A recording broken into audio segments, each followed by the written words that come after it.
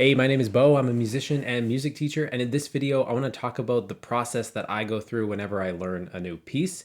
I've used this to help students learn new pieces for preparing for classical exams, or jazz students, or even students that are trying to learn pop music.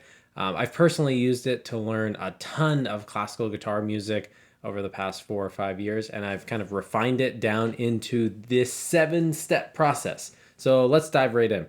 So the first step, if you're going to be working on a piece that's going to be requiring considerable effort, I'm a big fan of listening to the piece and getting some recordings. So there's a bit of a debate about this in music education. Is it best practice to listen to pieces before you learn them? I think in most cases, the answer is yes. Listening to the piece is a good idea.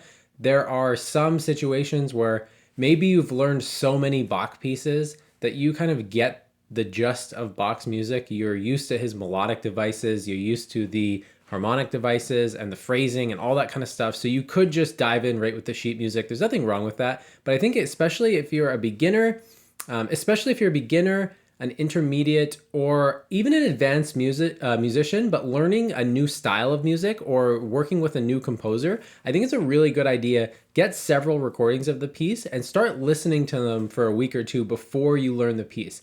I really like doing this before I hop on the instrument or before I even take a look at the notation. I just spend a week or two listening to the piece while I'm kind of driving to work or just doing my thing around the house. And it just primes the pump very well. I mean, if you want to get started right away, you don't have to wait for a week or two before, but if it's a piece that's going to be quite long for me to learn, it's going to take a few weeks or even like a couple months if it's super, super long, I really prefer to get recordings of the piece.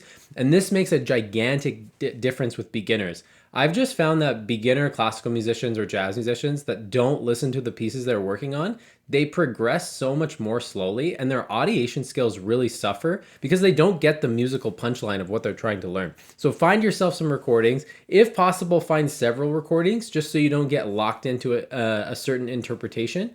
But it's a great practice to have the recordings and listen to them a couple times a day if you can start with that.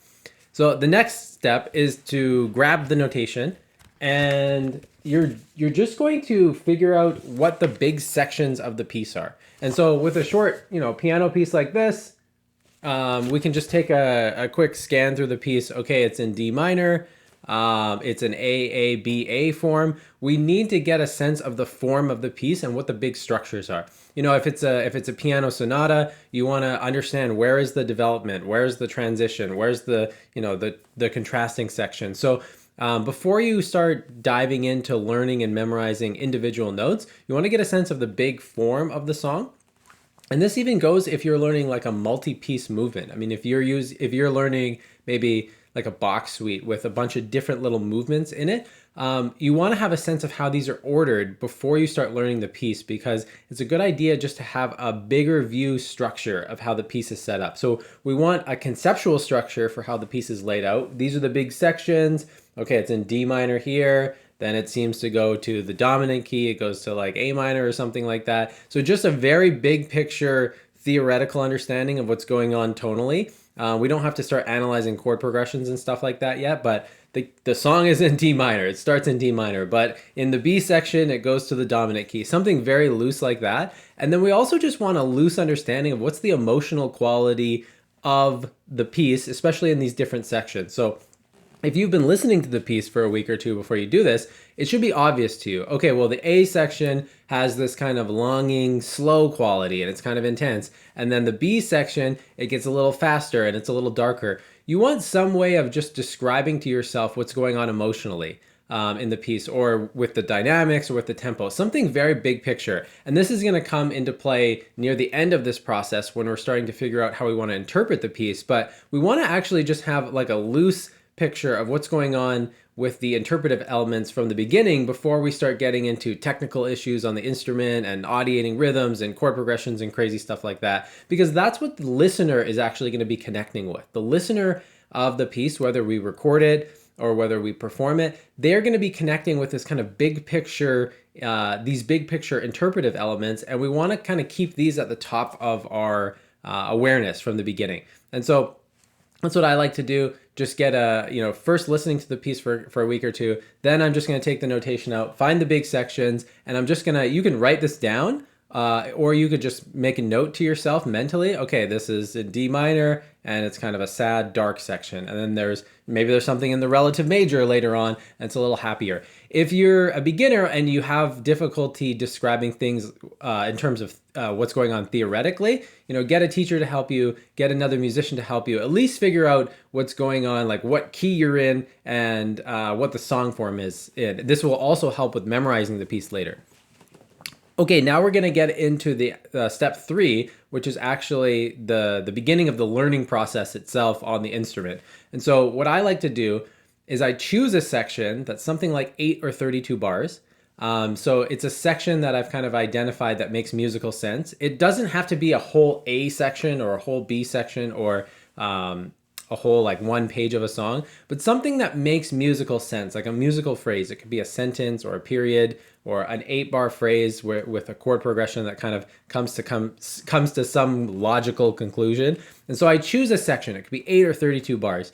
And generally, I want to choose a section where the information load is not going to be through the roof. So if I'm learning a Bach piece that's all 16th notes, I'm probably not going to start with 32 bars because it's a lot of information. Like if I was in 4/4, 16 notes per bar, that's going to be a lot of information to work through in one single practice session. So with something like that, if it's a Bach piece with all 16th notes, I'll probably go 8 bars or something like that. I'll make the chunk I'm going to work on a little smaller. But anyways, commit to a chunk size, 8, 16, 32 bars.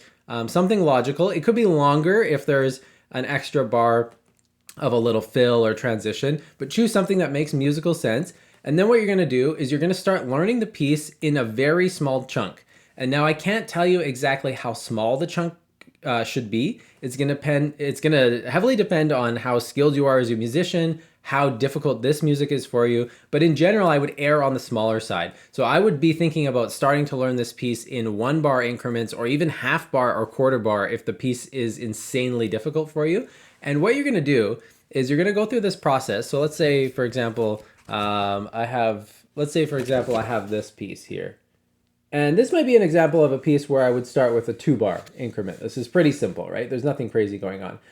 What I'm going to do, I'm going to go through the piece at whatever increment I start with, and I'm going to play that on the instrument. So I'm going to play the 2 bars, and I'm going to add 1 extra note from the next bar. So I'm playing 2 bars, and I'm connecting it with bar 3, but I'm really focusing on these first 2 bars. I'm going to play it once, and then I'm going to attempt to sing it once.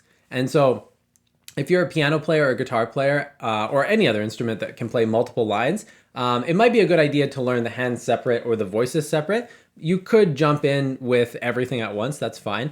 But play it once and then attempt to sing it once. And if it has multiple voices, you got to choose which part you're going to sing. You might eventually want to learn to sing all of it. But anyways, you're going to do this: play it once, sing it once, play it once, sing it once. You're going to go back and forth between that twice. 1 play, 1 sing, 1 play, 1 sing. Then you're going to do 1 more play, and then you're going to mentally try to audiate what you're playing. By that, I mean you're trying to hear the sounds in your mind. It's like you're singing in your mind, or even better yet, you're trying to hear the exact instrument you're playing. If you're a guitar player, you're hearing the guitar. If you're a piano player, you're hearing the piano play it. And the reason we're doing this is we're getting acquainted with these 2 bars of music, and we're attempting to memorize it at the same time that we're learning it. And so in the beginning here, you may only look at the notation once. You may look at the notation once to play it, and then from there on out, you do everything else I just said completely in your mind. So you're just, whether you want to visualize the sheet music or you want to visualize what it looks on the instrument, both of those are fantastic things to do. But essentially, we're getting something like 6 reps in. So it's like play, sing, play, hear it in your mind. And then now it's time to move on to the next bar or the next little piece. So if we did the first bar or 2, now we're going to move on to the next little chunk, and we're going to do the same process. Play, sing, play, hear it in your mind. Then the next piece, play, sing, play. And you're just going to keep plowing through that until you've reached the end of the section that you chose to work on. So if this was a Bach piece with 16th notes in 4/4, and I chose to only work on 8 bars because it's a lot of information, I'm going to do 1 bar at a time like this. Play a bar until I get these 6 reps, and then move on to the next section. Play it till I get 6 reps, move on. Play it till I get 6 reps. And we're going, like I said, we're learning to memorize the piece at the same time. Once I get to the end of the section that I chose to work on, the 8 bars, for example, I'm going to stop, get away from the notation. I'm going to try to, I'm going to do a couple things here. I'm going to mentally retrieve everything I just did. So I'm going to try to hear all 8 bars in my mind. And it's going to be really rough at first because I'm new to the piece, but I've been listening to the piece for a week or two, so it might not be completely terrible. Then I'm going to attempt to sing the 8 bars. And again, if it's a piano piece or a guitar piece with multiple voices, at this point, just sing the main melody. Sing whatever is most important. So you can get into singing the bass lines and the inner harmony lines, which you should do. It's a fantastic thing to do. But sing the meat of the tune, whatever the listener should be putting their focal attention on, the main part of what they're going to be focusing on. So then try to sing that, and for the whole 8 bars. Then attempt to play it from memory on the instrument, whole 8 bars. So this process, again, we did 1 bar. We went through the 8 bars 1 bar at a time with these kind of 6 reps. Play, sing, play, hear it in your mind. And we plowed through every single bar like that. Then at the end, we pause and we try to mentally retrieve all 8 bars. Then we try to sing all 8 bars, and then we try to play it on our instrument for all 8 bars. You could do a couple reps of those each if you want, but the point is that this is going to be a multi-day process, and we don't want you to get too tunnel visioned. I want you to step away from your work, even if you haven't mastered it yet. And so the next day, what you're going to do, you're going to gauge how well things went. If you found what we did on the first day very challenging, do the exact same thing the second day. So if you started with 1 bar, and you went, if you took an 8 bar chunk and you started 1 bar at a time and you did the 6 reps for each bar and you still found that quite challenging, don't do anything different the second day. Do the exact same thing and rinse and repeat, and then do a third day if you need to. So don't make the chunk too big in the beginning.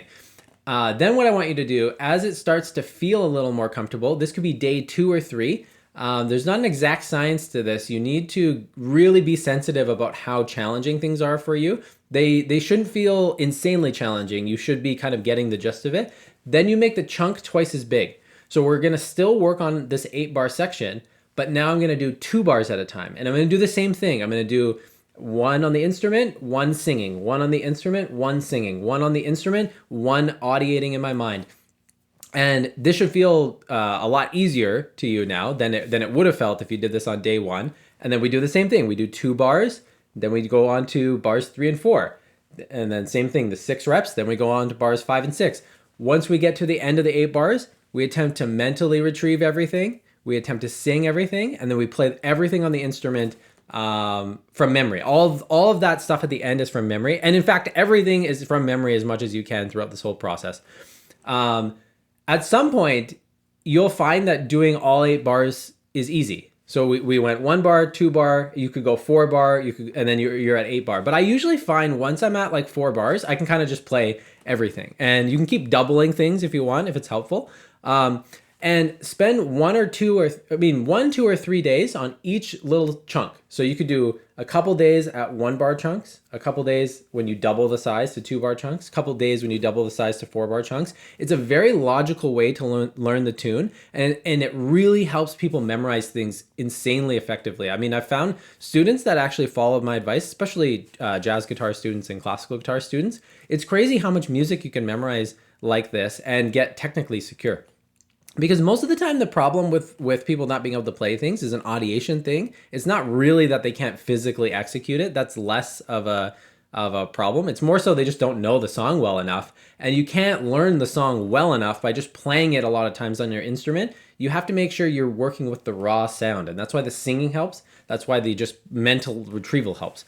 Okay, so once you've reached the end of this 8 bar section and you have it down, you just continue with other sections of the piece and you do the exact same process. Now, once or twice a week, you're going to want to review anything that you've mastered. So those 8 bars that I was working on, once I can do those 8 bars, I don't need to keep playing them every single day. It's going to be overkill. It's going to be a little bit of wasted time, but I'm going to want to just play them a couple times a week. So I usually just do this on the weekends. on the weekends, I just review things that I was working on during the week. And then you're going to continue by learning new sections of 8 or 16 or 32 bars, whatever the length is. And so you're constantly going to be working on new sections, and then you're going to be doing some review each week for 1 or 2 days a week on things that you've already learned. You don't want to keep playing everything every day. It's not a good use of your time. So that's kind of step 5, is just continue the process of learning new sections and spend 1 or 2 days a week just reviewing anything that you've already mastered. Now, step 6, once you go through all this stuff with all the piece, there's going to be still a few sections, most likely on the instrument, that are still quite technically challenging for you to play. It could be you can't play it fast enough. It could be like a weird chord voicing on the guitar that's just you haven't put enough reps into, and just doing the process that I gave you is not going to be enough volume of practice to get those things down.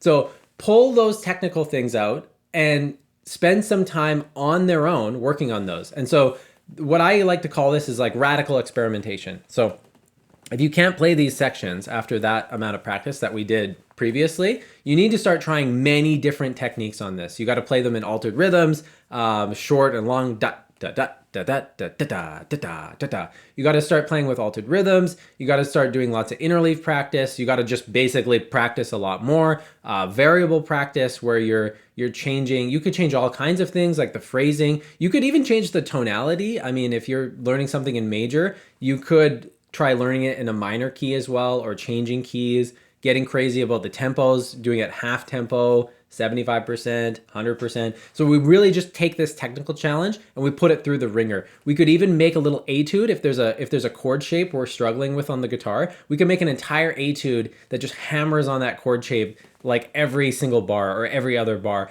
because to solve these technical challenges, we usually just need way more variation and we need way more volume of practice. And we're not going to effectively do that by just playing the piece over and over again, especially if that little technical challenge only shows up once. So if it's a 10-minute piece to play through, or even 5 minutes, and that technical challenge only happens for a split second, you're only going to get one repetition of that technical challenge every time you play the piece. So we need to pull the technical challenges out and really focus on them. So that's step 6.